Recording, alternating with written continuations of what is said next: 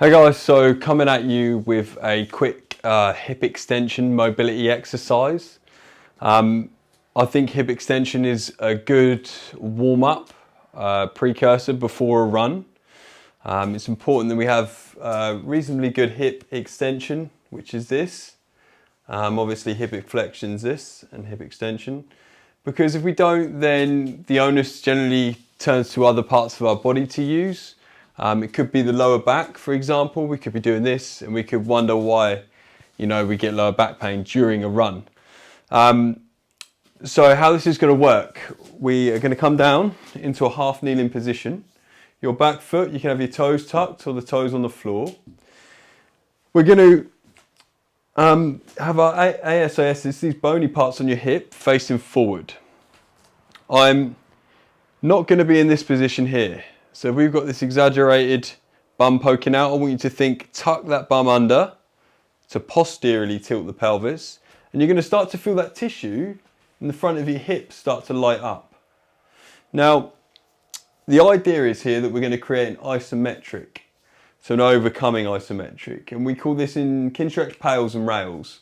And throughout the webpage, there's a lot of information on pails and rails, but essentially it's progressive and regressive angular isometric loading.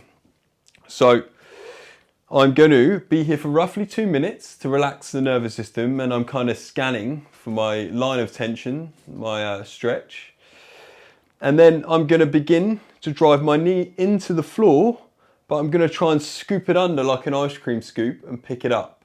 I'm not going to go anywhere because I'm just going to create this isometric through the front of the hip here, through the leg. Then I'm going to go rails.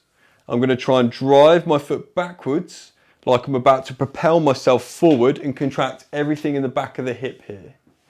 So let's pretend we've been here for in and around 2 minutes. So I'm going to say we're going to take an inhale, exhale, find your stability, create some tension through the body, start to drive that knee down into the floor like you're trying to scoop it under and pick it up.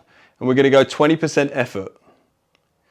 You're then going to go 30% effort, 40%, and you're slowly turning this effort up as you're trying to knee the floor and leave a dent in the floor as you knee through it. We're going to go up to 60%. Now, if this is enough, then you can stay here, or you can go safest, greatest effort for 10 seconds. We're going to drive that knee into the floor and try and pick it up. 5, 4, 3, 2, 1. You're then going to switch that contraction. I'm now trying to get out and contracting everything in the back of the leg here to create that isometric for another 10 seconds.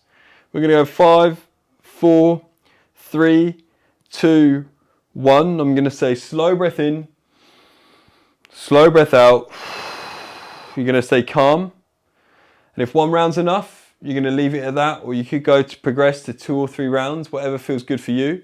And we'll do the same on both sides just to give us that little bit more hip extension. I hope this helps, and I hope it works well for you.